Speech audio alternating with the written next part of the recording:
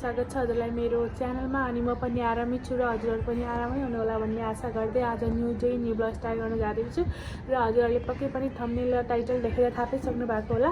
म चाहिँ आज घर जाँदैछु होस्टेलदेखि हो। हजुरले सही सुन्नुभयो। म यहाँ होस्टेलमा 4 बजेदेखि बस्दै थिएँ अनि मेरो स्टडी चाहिँ कम्प्लिट भयो, त्यही भएर म घर जाँदैछु। अनि के देखाउनलाई हजुरहरूलाई मेरो सानो सानो कुरा, मेरो पर्सनल लाइफहरूसँगै एक्सप्लोर गर्दैछु नि त, त्यही भएर ब्लग बनाउँदैछु आजको। अहिले चाहिँ म बाहिर बाल्कनीदेखि ब्लग बनाउँदैछु। यो चाहिँ रहेको छ हाम्रो, यो चाहिँ रहेको छ हाम्रो रुमको चौका र बन्द गर्छ यो बेला म। अनि यो चाहिँ रहेको छ पुरै मेस छ कि मेसै मेस छ आज, किनकि प्याकिङ हुँदैछ नि त। अनि यो चाहिँ एउटा जेब्रा मेरो प्याकिङ भइसकेछ, यसरी ठुसेछु नि गाइस लुगा। अनि एउटा यो सुटकेस भएको छ। अनि ऊ ढल्यो यार।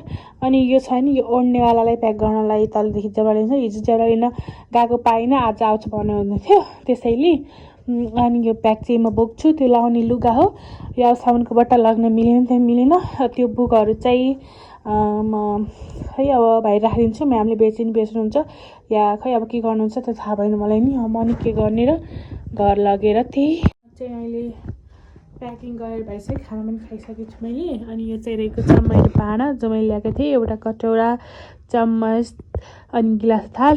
यो चाहिँ यहाँनिर राखेको छु। यो पनि त्यही अर्को जेरा चाहिँ हाल्छु। अनि यो चाहिँ मेरो बट्टा रहेको छ, सामान मेकअप हालेको छु अहिले योमा। अनि यो चाहिँ कभर मात्रै हो, यो यसको भित्रको मैले हालिसकेको छु। अनि यो खाली गर्छु। सबै के सामान रुममा बस्दा सबै चाहिने सबै किनिन्छ होइन। फेरि पछि लग्नलाई यस्तो झ्याउ लाग्छ यस्तै छ अहिले हाम्रो। अनि म जाँदैछु आज होस्टेल छोडेर। एकदमै खुसी लागेछ आज, किनकि यति टाइमदेखि आफ्नो फ्यामिलीलाई भेट्न गइरहेको छु नि त। खुसी नहुँदा कुरै भएन। अनि मलाई डर पनि लाग्यो, किनकि अब आइफोन हो नि त मोबाइल, सास टिक्दैन होला गाडीमा, त्यही भएर ड्राइभरलाई दिन अनि डर लाग्छ। खै के हुन्छ हेरौँ, अब मसँगै रहनु होला। अनि म धेरै ब्लग नि बनाउन सक्दिनँ होला, किनकि चार्ज सकिन्छ होला। तैपनि म थर्त्री क्लिपहरू हजुरलाई अवश्य देखाउने छु र हजुरहरूले मेरो ब्लग हेर्दै गर्नुहोला। अनि किप वाचिङ माई ब्लग, माया गर्नुहोला। मलाई भइसकेको छु र केही बसमा खानलाई सामान किन्छु, योदेखि सजिलो हुन्छ नि त पछि। र दिदी आउँदै हुनुहुन्छ माथिदेखि र आज मेरो लास्ट दिन होस्टेलमा। अनि यहाँ चाहिँ दिदीहरूले गमला लाउनु भएको छ। हजुर के भयो? अनि यहाँ चाहिँ म छु। के भयो दिदी? सबै सामान प्याक गरिसकेको छु। अनि यो ठुलो जेरामा चाहिँ सिरक सबै हालेँ। अनि यो 3टा चाहिँ मेरो हो। यहाँ त जीविसाले अनि उहाँहरू सबैले हेल्प गर्नुभएको छ, ल्याम्स यिनीहरूले प्याकिङ गर्नमा। अनि यो चाहिँ बेड चाहिँ आजबाट खाली भयो। आजबाट कसको रे यो बेड? उसको भयो। त यो रुमलाई लास्ट राम्रो लाग्थ्यो यार, होइन? तर यो रुम र मेरो दिदी हजुरले उ राख्नु न, यहाँहरूले ल्याइसकिदिनु भएको छ। यो रहेको छ मेरो सामान। अनि एउटा पछाडि छ। आज चाहिँ म यिनीहरूलाई छोडेर घर जाँदैछु। रहेको पछाडि देखाउनु।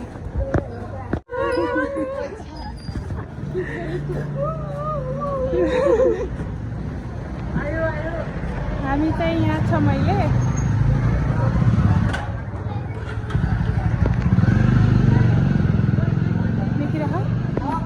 यो रहेको छ बुद्धनगरको केटीहरू।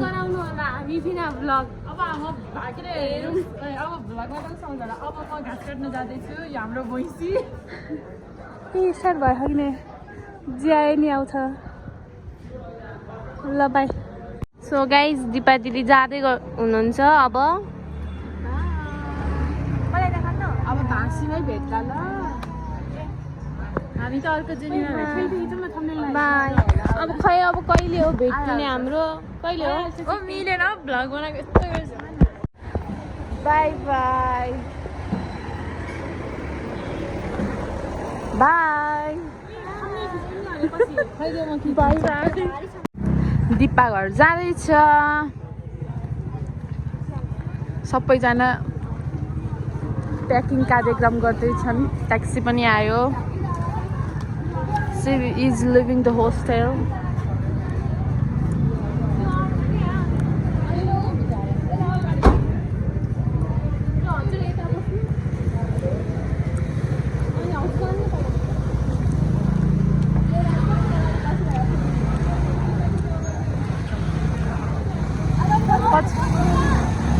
पछाडि बस्दा पनि हुन्छ क्या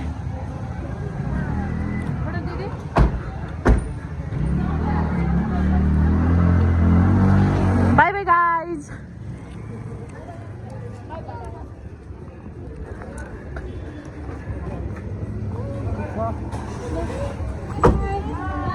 बाई बाई अब घरै भेट्ला है बाई बाई किन रुने घर जाँदाखेरि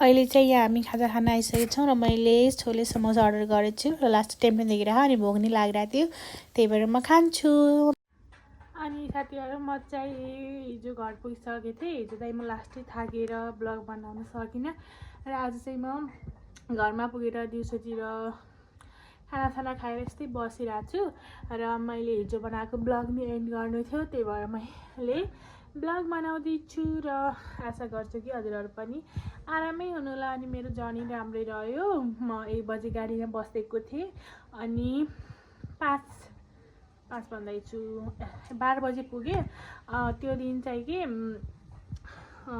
यति ढिला भयो कि आई मिन गाडीवालाले फोन गरे गर्दै थियो कि अनि म चाहिँ ट्याक्सीमा त्यो दिन त यति जाम कहाँदेखि लाग्यो होला फेरि पनि थाहा भएन अनि फोन गरे यति ढिलोमा ब्लगै बनाउँछु अनि बाटो भएर हुन्छ नि अब गाडीमा खै अर्कै भइरहेको हुन्छ त्यही भएर बाटोमाहरू पनि बनाएन तर पनि म केही क्लिपहरू हजुरलाई देखाउने छु र म घर एकदमै खुसी छु किनभने घर भनेको घरै हुन्छ होइन यदि हजुरहरू मेरो घरको बारेमा केही जान्न चाहनुहुन्छ भने यदि होम टुर या मेरो रुम टुर केही चाहनुहुन्छ भने कमेन्ट बक्समा लेखिदिनु होला र please do not forget like share subscribe and comment and यसरी नै म नयाँ ब्लगहरू लिएर आउँछु बस हजुरहरूले मेरो च्यानललाई सब्सक्राइब गरिदिनु भने मलाई घर पुग्यो मलाई त्यसैले अहिलेलाई bye bye thank you for watching